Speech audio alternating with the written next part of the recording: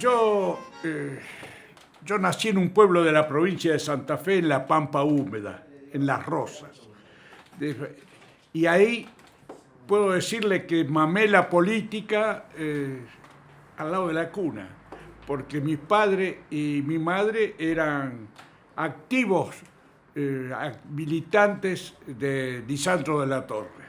De manera que eh, el contacto con la cosa política, con las emociones y con los sinsabores de la política, lo tuve desde toda la vida. En realidad, mi primer acto político de algún impacto emocional en el plano personal, puedo decir que lo tuve el 17 de octubre de 1945. Yo estaba en quinto año del Colegio Nacional, estaba reunido con un compañero escuchando lo que estaba pasando en Buenos Aires y en esa zona, pero además estudiando porque teníamos que rendir una materia. Y así fue como ese día escuché el discurso de Perón.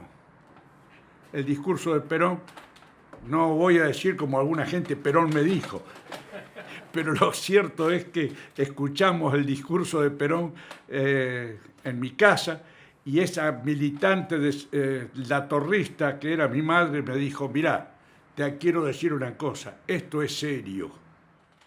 Nosotros estudiábamos en la provincia de Santa Fe, existía una sola facultad de Derecho que estaba en Santa Fe y en consecuencia aquí habíamos armado un centro de estudiantes, de los estudiantes rosarinos, y conseguíamos que algunos profesores como Ortiz de Guinea y algunos otros nos dieran clase en el centro de estudiantes. Ahí entramos en contacto y yo personalmente entré en contacto con simpatía personal, con amistades, con un grupo de militantes de la Unión Cívica Radical.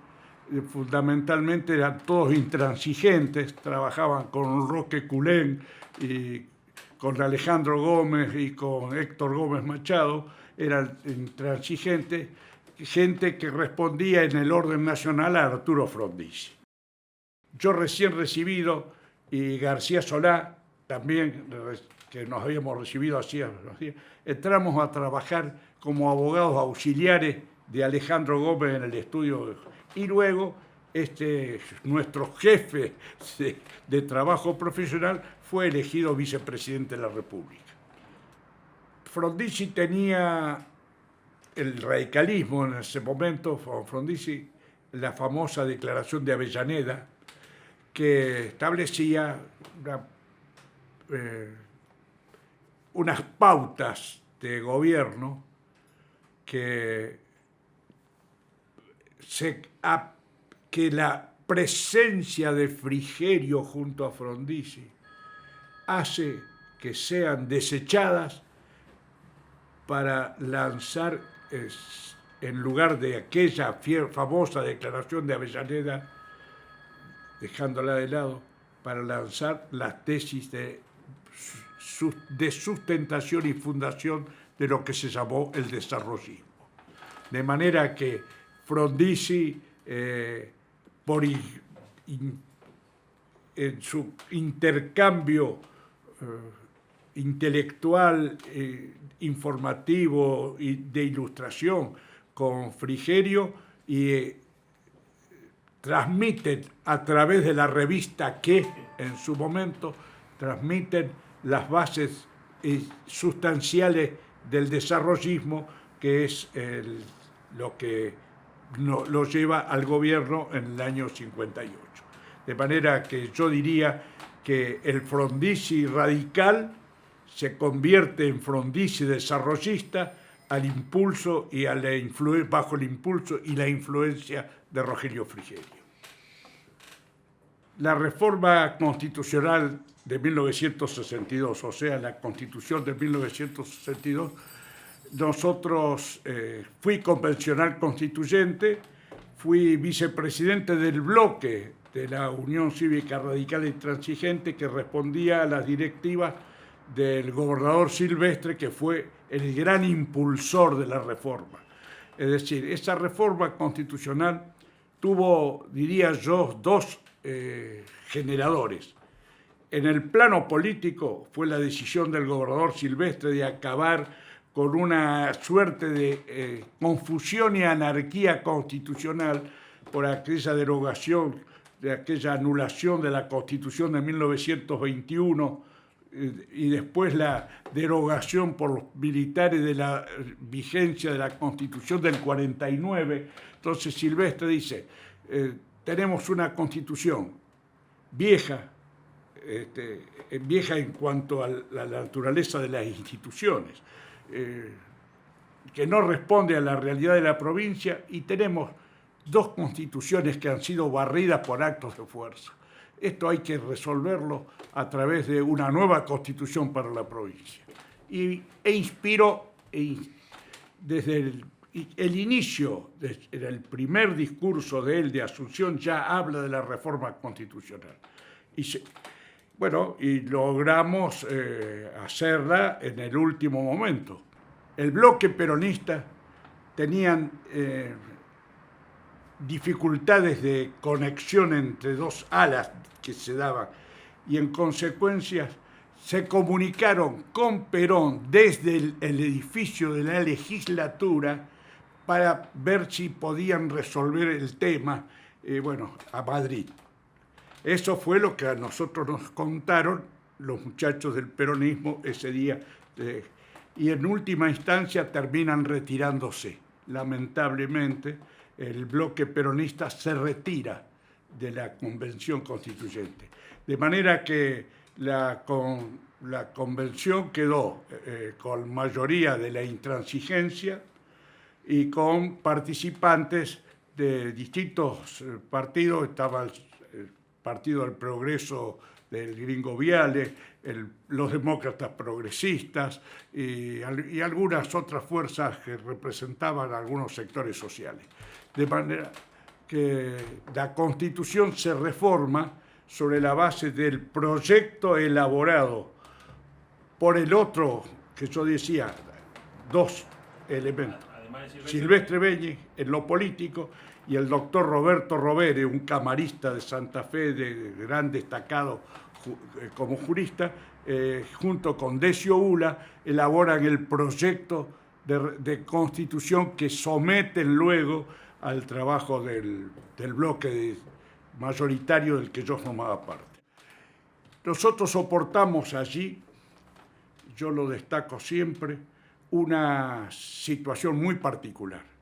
Fue una fuerte embestida de la Iglesia Católica para lograr que colocáramos en la Constitución de 1962 la obligación de la enseñanza religiosa en las escuelas públicas. En ese momento hubo una fuerte presión por parte de la Iglesia, y hay una anécdota que yo recuerdo, que es el arzobispo de Santa Fe, Monseñor Fasolino, solicita una audiencia para el grupo de obispos de la provincia, que eran 5 obispos: Rosario, Santa Fe, Reconquista, Venado Tuerto y Rafaela.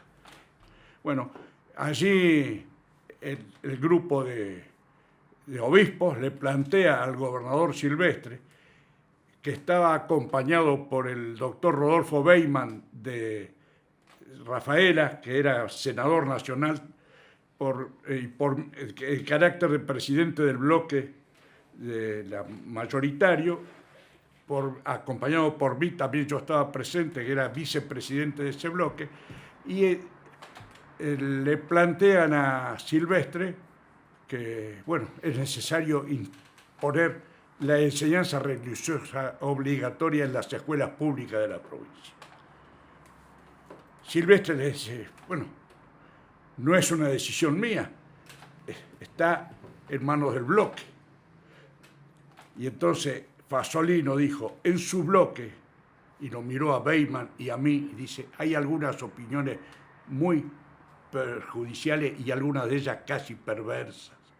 Y se superó sobre la base de que se cebó al bloque, y hubo en el bloque 3 o 4 votos a favor de la enseñanza religiosa, y el resto todo mayoritariamente contra. todo en contra, de manera que se rechazó.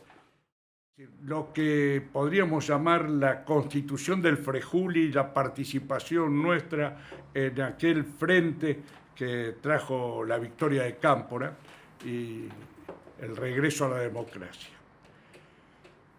Silvestre Beñes había sido nominado candidato a gobernador por Perón. Eso era así. Ahí se tejen muchas historias a través de... Lo cierto era que nosotros veníamos trabajando activamente desde en 1956 en un gran sector de nuestro movimiento político, trabajaba en contacto muy estrecho con el peronismo. Tal es así que nosotros en el año 1956 recibimos órdenes, digamos, instrucciones del Comité Nacional presidido por Frondizi, de que había que salir a trabajar a defender a los compañeros peronistas que eran detenidos como por aplicación del decreto 4161, que prohibía la utilización de términos, la mención de peronismo, Perón, Evita, es decir, era aquel decreto restrictivo al máximo. Bueno, esto nos llevó a nosotros, a muchos de nosotros, a García Solá, a mí, a Rojo, a Viale, nos llevó a entrar en contacto con la dirigencia peronista. Es decir, que cuando llegamos al frente del Frejuli en 1973, veníamos con un trabajo en común, fundamentalmente con los sectores sindicales. Brevemente, ¿cómo fueron esos 3 años en Santa Fe hasta el golpe? Fueron de una muy dura lucha política y económica. Es decir, sobre nosotros gravitó con mucha fuerza la salida de Cámpora y después la elección de Perón e Isabel.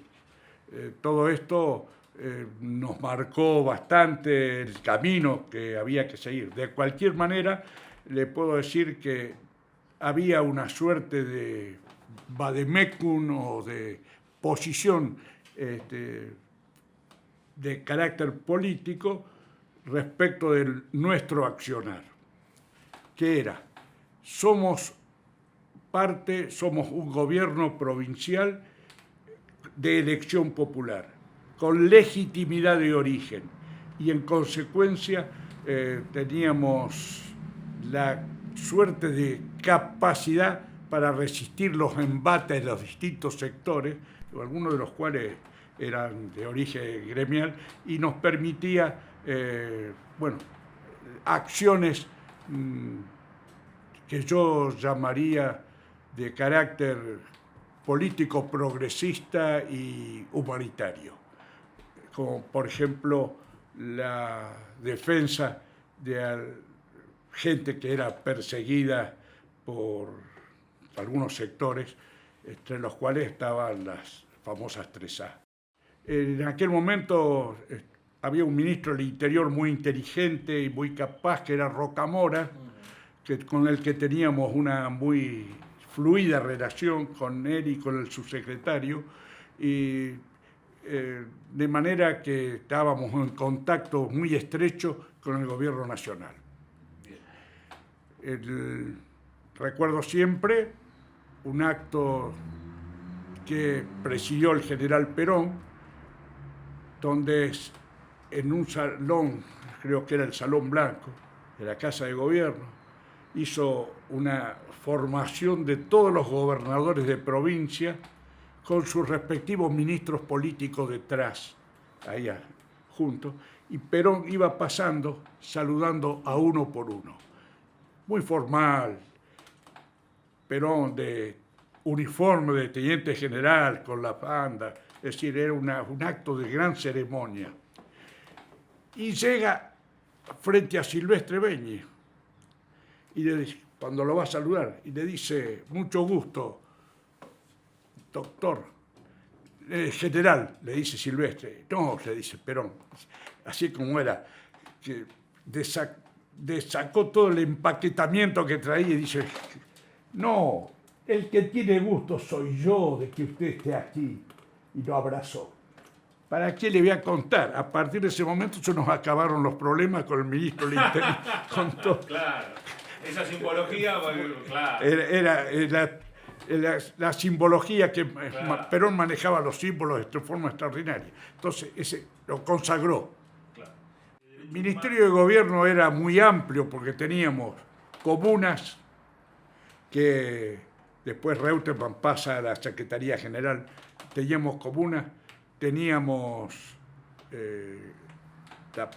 la seguridad, de manera que, y la justicia, las relaciones con la justicia, con las comunas y con la seguridad. Todo eso, entonces, bueno, ahí se hace una suerte de experiencia muy particular.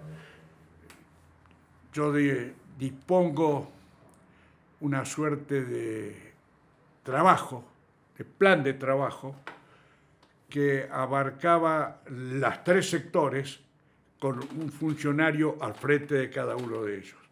En comuna, González Bertero, en seguridad estaba Bonifaci y en justicia Ferrara. Y tratamos de hacer una administración, por decirle así, una actividad de frentistas. ¿Cómo la concretábamos en los hechos? Que fue una decisión del gobernador Silvestre y que fue muy importante. Había 6 ministros, 3 ministros procedían del MIT, que era el movimiento político del gobernador, y 3 ministros del peronismo, con la condición de que a cada ministro peronista le correspondían los subsecretarios del MIT, y a cada ministro del MIT los subsecretarios tenían que ser peronistas.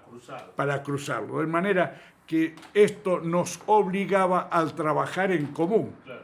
No había alternativa, sino usted no.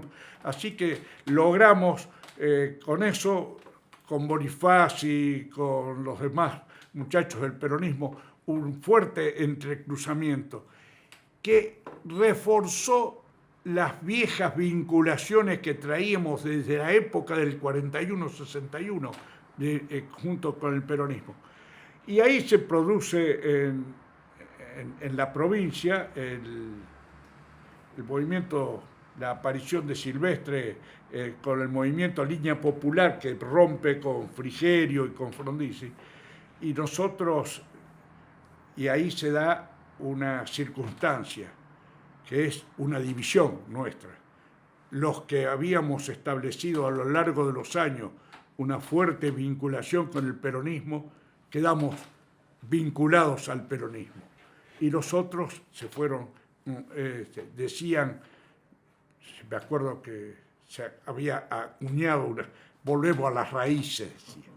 Bueno, ojo con esas raíces que están medio podridas, decía alguien, ¿viste? Bueno, la cuestión es que volvieron a las raíces y nosotros nos quedamos con el peronismo.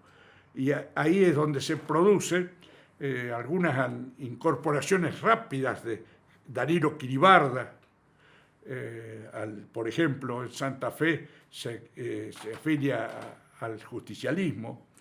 Bueno, y afiliados o no, la cosa es que se establece una unidad de acción con el peronismo y con nuestro sector político. El golpe del 24 de marzo. Usted especialmente, además de la situación... Yo ya no era ministro. Bien. Yo me había ido antes. Yo fui amenazado por las 3A y en una reunión familiar que casi diría se desarrolló en este mismo ambiente donde estamos trabajando con ustedes ahora, con mi mujer, los hijos chicos, la decisión de irnos del gobierno. Entonces le transmití a Silvestre que yo renunciaba y me iba, porque se me había intimado por parte de las 3A a 3 días, y si no, íbamos a ser ejecutados, decían. Bueno, así que yo no, el 24 de marzo del 76, yo ya no formaba parte del gobierno. El día siguiente, o 2 días después del golpe, Silvestre convoca una reunión en su casa, donde vamos 25, 30 personas, dirigentes de distintos sectores de la provincia, y ahí se informa por parte de un ministro de Silvestre, bueno, que estaba Dunda preso, que estaba Quiribarda preso, y que había algunas otras amenazas. Entonces alguien se me acerca y me dice, la amenaza es contra vos, te tenés que ir. Entonces ahí 2 amigos míos, Fernando Viñals, que era dirigente vinculado muy estrechamente a Silvestre, y José Chivelli de Venado Tuerto, me dicen, vamos que te llevamos. Entonces buscan el auto, yo paso por aquí, levanto una mochila con unas cosas y me voy. Y me llevan a Buenos Aires. En Buenos Aires bajo en Retiro y de ahí fui a la casa de unos parientes que quedaban en el interior de la provincia de Buenos Aires y ahí traté de refugiarme. A los 6 o 7 días de estar ahí, decido comunicarme. No existían los celulares, los teléfonos eran escasísimos. Entonces fui a la estación de ferrocarril y conseguí que me prestaran un teléfono para hablar aquí. Y la hablo a mi mujer. Y me dicen, mirá, esto está muy grave. Vinieron los militares y me advirtieron que si vos no te presentás se llevan a tus hijos. Bueno, entonces voy para allá, le dije.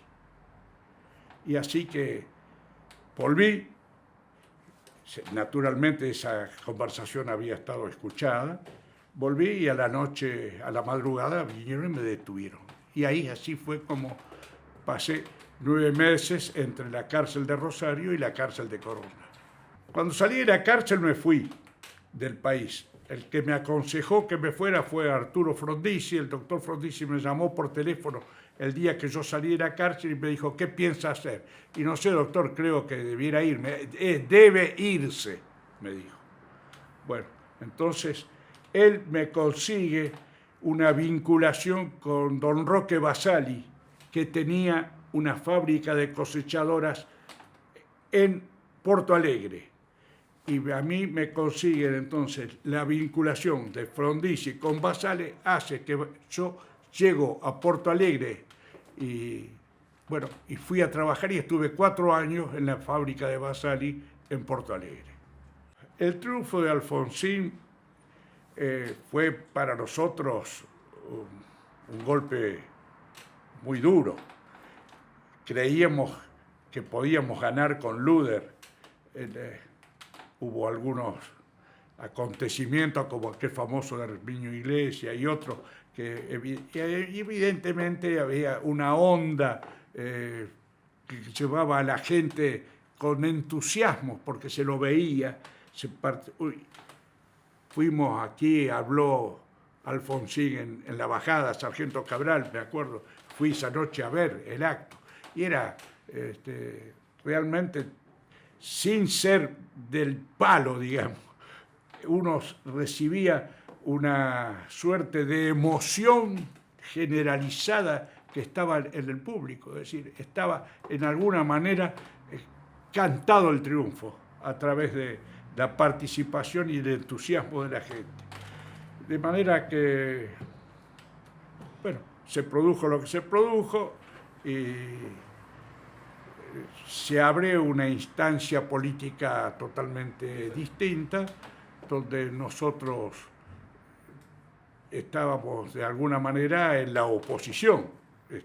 No de alguna manera, estábamos en la oposición a Alfonsín, que tuvo los altibajos propios de la acción de gobierno, pero que yo se lo dije a él, al propio Alfonsín, cuando me tocó recibirlo, que él fue al homenaje a Tesio en Santa Fe, y yo era ministro de gobierno, le digo, doctor, estaba en la oposición a usted, pero tengo que decirle que le guardo un gran respeto y usted está en alguna medida entronizado como un fuerte dirigente por el juicio a la Junta. Es decir, a usted, le reconozco en consecuencia que aquel acto de Alfonsín a mí me reconcilió con Alfonsín en alguna medida y me puso en el camino del respeto que hoy le tengo. El juicio a la Junta de Alfonsín, que hace una gran contribución a la democracia, y la bajada de los cuadros son dos hitos fundamentales, simbólicos, es de un extraordinario simbolismo político y democrático. Entronca esto, tal vez tenga que recordar cómo lo conocía Jorge Obey. En el año 1973, en mayo del 73, cuando asume Cámpora y Silvestre en Santa Fe y yo era ministro de gobierno, Jorge Obey era el secretario general de la Regional 2 de la Juventud Peronista, que era en definitiva la institución de superficie de algunos otros organismos que estaban en la clandestinidad. Obey, ellos habían tenido en Rincón, en la provincia, en ese pueblo de Rincón, ahí cerca de la ciudad de Santa Fe, un desgraciado suceso. Ahí vivía que era intendente de Santa Fe y que había sido director del servicio director del registro civil. Lo intentan algún acto en contra de él y de él desde la casa Tigre matan a un militante peronista en el Rincón. Este señor había sido intendente, pero conservaba el puesto de director con licencia por razones políticas. Deja la intendencia y vuelve al cargo oficial, al cargo de carrera, de planta. Bueno, los muchachos de la JP Regional 2 deciden ocupar el registro civil para sacarlo y hay una gran presión. En medio de esa presión yo mando al jefe de policía a conversar con los ocupantes que estaban bajo las órdenes de Jorge Obey. Era un turquito flaquito, diminuto, de campera negra como de cuero, y ahí pelo largo, una figura poco conocida de él. Y entonces yo invito a los ocupantes a que vengan al ministerio para conversar con ellos. Entonces aparece Obey con Pochettino y varios más, y entre ellos, y ahí lo conocí, cuando él había ocupado el registro civil en repudio de este señor que era, bueno, que había sido intendente. Con Obey, a quien conocí en esa circunstancia, y con Pochettino y con Meaguot, seguimos manteniendo relaciones y establecimos a partir de ese momento una relación bastante fluida, de manera que durante todo el tiempo del gobierno del Frejuli estuvimos en contacto, de manera que trabajábamos así, que contacto que se restablece cuando Obey es gobernador y, bueno, decide invitarme que yo participe del gobierno en carácter de ministro. Es decir, aquel flaco, hoy un poco modificado en la figura, y me dice, vengo a ofrecerte que seas mi ministro de gobierno, porque yo gané la elección, me dice. Me consta, porque tengo los certificados de todos, dice. de manera que me voy con mi mujer a Córdoba unos días de descanso y cuando vuelva, ¿se acuerda que se dispuso el escrutinio definitivo? Bueno, dice, cuando vuelvas seguramente voy a ser consagrado gobernador y en consecuencia quiero que seas mi ministro de gobierno. Y en la gobernación, en la primera gobernación de Obey, los 4 años que usted está de ministro, cuéntenos cómo fue su relación en particular con una pregunta que a Roberto Rosúa no puede no hacérsele, que es con la policía. Mire, yo creo, tanto en ese periodo como después, había que partir de algunos conceptos básicos, y partimos de algunos conceptos básicos. Un concepto básico, elemental, era que la policía debe ser gobernada por el sector político y no al revés, como ocurre, que la policía se convierte en una corporación que gobierna y que maneja el gobierno de la provincia. Eso Silvestre lo entendió en el año 73 y tratamos de llevarlo adelante, y Obey fundamentalmente lo aceptó y lo asumió como propio. A la policía hay que manejarla. En consecuencia, le propusimos al gobernador el tirado de una línea. Es decir, una línea a partir de la cual, hacia arriba de esa línea, están los cargos políticos. El gobernador, el ministro de gobierno, los subsecretarios, los asesores, es decir, todo el equipo político. Y abajo de esa línea, la policía. Nadie de acá arriba debe mezclarse con las cosas que pasan acá abajo. El nexo entre los dos sectores es el ministro, que era yo. Es decir, una suerte de disposición de acto de autoridad. El ministro manejaba la relación con la policía. Y esa relación me llevó a que, tuviera algunas experiencias interesantes. Yo le diría que cuando decidimos que la policía la gobernábamos nosotros desde la política, tuvimos algunas dificultades. Es decir, hubo funcionarios policiales que se negaban a aceptar que desde el poder político se les fijaran pautas de política de seguridad, por ejemplo. Es decir, pretendían gobernarla. Bueno, nosotros fuimos imponiendo esta tesis. Al extremo yo le diría que podría dividir la reacción policial frente a esta decisión en 3 partes. Un sector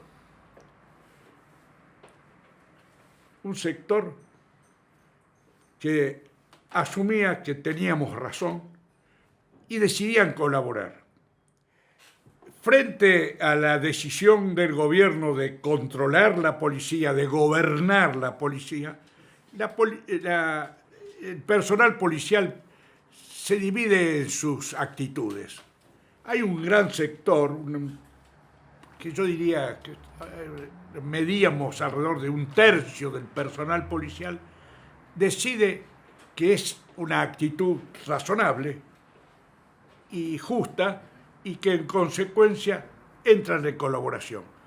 Y y ahí van surgiendo jefes que se destacan. Benedicto Matías en Rosario, Miguel Rúa,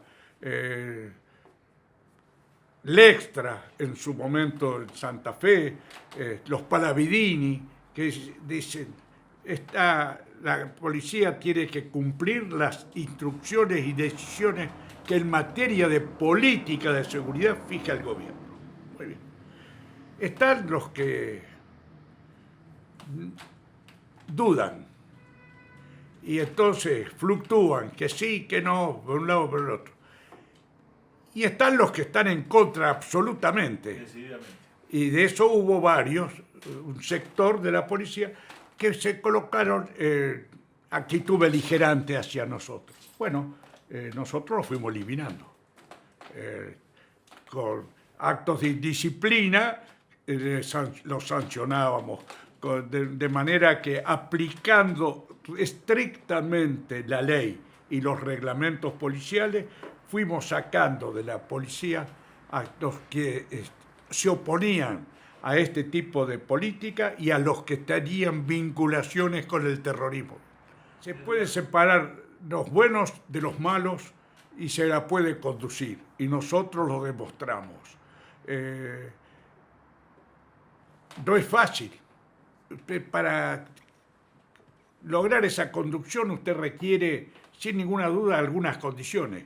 Primero, usted tiene que conocer la policía. Por ejemplo, yo, como algunos otros, como Baltuzzi en su momento cuando fue ministro de Gobierno y algunos otros, veníamos de un largo trabajo profesional que nos había puesto en contacto con los cuadros policiales. Conocíamos en sus virtudes y en sus muchos defectos, y en sus muchas virtudes, pero había elementos rescatables y había elementos desechables. Conocíamos la policía. Usted tiene que conocerla. Tiene que tener un programa de acción. Por ejemplo, le doy este hecho como ejemplo. Ningún piquete es sacado por la policía a la fuerza. La policía no está para atacar a los participantes de los reclamos sociales. Los reclamos sociales deben resolverse sobre la base de la negociación y del trabajo político, y no a los palos como se pretende en algún momento. Esta fue una decisión de política de seguridad que algunos jefes rechazaron y que les costó la cabeza a los jefes que la rechazaban, y que otros jefes la aceptaron, como el caso que yo mencioné de Milicic, de Matías, de Palavidini, que trabajaban en esa línea de respeto a los manifestantes que exhibían los problemas de su sector. Hubo un hecho interesante en el primer gobierno, cuando Silvestre, que también a los 3 o 4 días de haber asumido, yo ya venía con la convicción de que a la policía que había que gobernarla. Ahí, a mitad de camino entre la Casa de Gobierno y la legislatura, existía un local que se llamaba la Comunidad Informativa, donde funcionaba el servicio de información de la policía de la provincia. Y el jefe era un destacado comisario general que tenía prestigio, ganado fundamentalmente porque era madrugador. Era todas las mañanas, a las 7 de la mañana, se reunía con el gobernador Sánchez Almeida para contarle las alcahueterías de los servicios de información. Esa era la primera tarea del gobernador Sánchez Almeida. Bueno, yo llego, me recibe en la puerta este señor, gran monje oculto, monje negro de la policía de la provincia. Mucho gusto, señor. ¿Cómo está, señor ministro? Pase, por favor. Y entro y me encuentro con los siguientes carteles. Un cartel que decía: prohibida la entrada, sector restringido. Sector restringido, no se permite la entrada. Sector. Entonces digo, a ver, vamos a entrar acá. No, me ponen la puerta, se paran la puerta y me dicen, usted no puede entrar. Este es un sector restringido solo para funcionarios. Hágase a un lado. Se hizo a un lado, entré, agarré las carpetas que había, miré, un poco para echar pinta, miré las carpetas y le dije, vamos, y agarré con los colaboradores, volvimos. Le di un teléfono, Casa de Gobierno, Silvestre era el gobernador, le digo, doctor, me acaba de ocurrir esto, échalo. Y lo echamos. Entonces, al día siguiente, la policía entera de la provincia sabía que el monje negro había sido despedido porque había faltado el respeto al ministro. Es decir, ¿qué entendió la policía en ese momento? Con estos no se broma, estos gobiernan. ¿Cómo fue la relación con el gobierno con Néstor Kirchner? Bueno, ¿qué análisis hace del proceso kirchnerista? yo le puedo decir que ahí ha habido dos tipos de relación. ¿Por qué razón? No lo sé. Pero con Néstor Kirchner se me estableció en forma personal una corriente de simpatía y amistad, de respeto. Me acuerdo siempre que un poco influyó cuando Kirchner me presenta, alguien le cuenta que había estado 9 meses preso en Coronda, y entonces eso lo conmovió. Y establecimos una corriente afectiva. Sin ninguna duda, yo tuve con Kirchner, no así con la señora Cristina, a la que solamente una vez le pude tomar la mano para que bajara de un auto. No tuve ninguna relación. En cambio, con Néstor tuve una relación muy estrecha. Es decir, bajaba del avión y me buscaba y me daba un abrazo. ¿Sí? Establecimos una corriente muy interesante. En Casa de Gobierno, en Buenos Aires, me acuerdo que me buscaba para conversar, es decir, así. Fue afectuosa una relación. Y en el plano institucional tuvimos algunos choques.